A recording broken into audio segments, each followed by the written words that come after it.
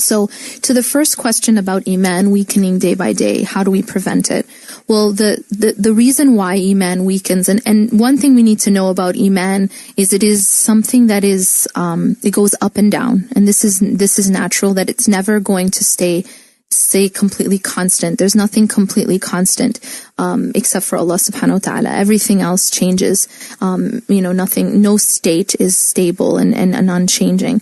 But we want that our Iman be going in the upward direction, inshallah. Yes, we are going to have dips, but what we have to do if we feel like our Iman is going down, it's usually a consequence of slackening in dhikr. Exactly. That's the reason.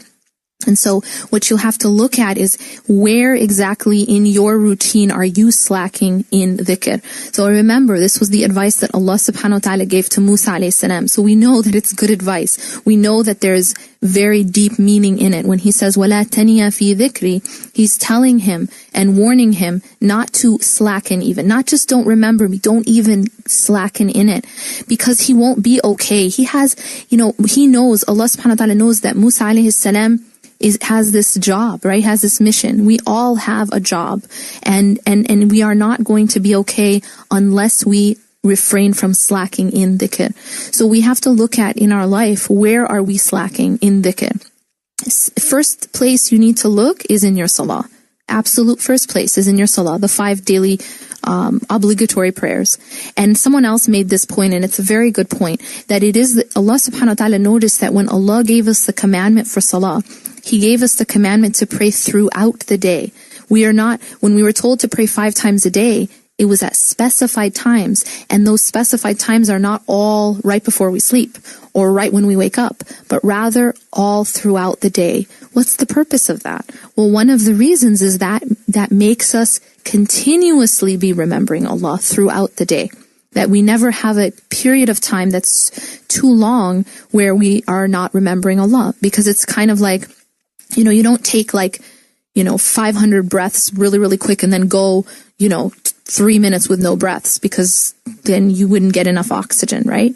And so the idea here is that the air needs to be equally divided throughout the day. The breaths, right? When we're breathing, we need to have a steady amount of air coming into our lungs in order to live. We can't all just take them all at one time and then go a while without it. Otherwise we suffocate and die, right? And that's the same thing that happens to the heart. Exactly. That it has to be continuous, and it has to be all the time, spaced out, constant, in order for the heart to stay alive.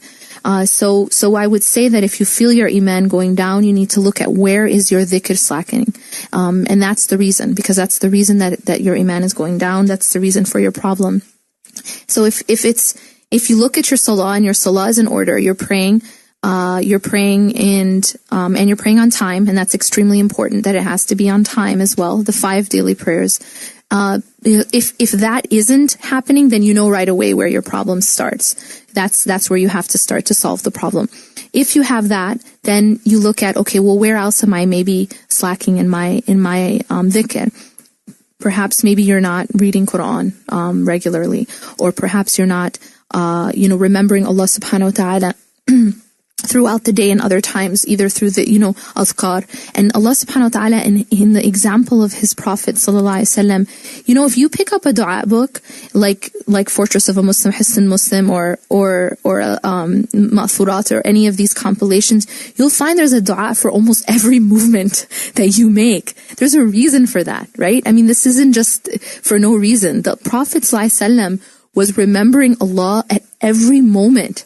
I mean, really, it coming down to everything. I mean, even intimacy, even eating, even drinking, even walking out of the house, coming into the house, wearing new clothes, getting into your car, starting to drive, everything, every moment, every motion, when you're, even motions of the heart, even movements of the inner state, like when you're afraid, or when you're sad, or when you're pleased, or when you're not sure and you pray istikhara. I mean, there's always a dua for everything. I mean, we have to reflect about this. The reason for this is because this is really how we're supposed to be living. It's kind of like you buy a brand new car and you just really, really want to take care of it, right? you could be one of those people like myself who doesn't really like pay attention to when you're supposed to do an oil change and all that kind of stuff, right? Or you can do that, or when you're supposed. Okay, one time I was driving and I'm on the highway and all of a sudden the car just like it won't accelerate anymore, and it just like it's decelerating, if that's allowed to say, if that's a word. I think my physics teacher didn't let us use that word, but basically it was just like stopping. I mean, it wouldn't accelerate anymore.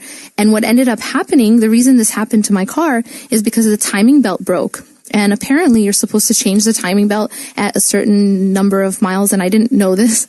So the timing belt broke and it destroyed the engine.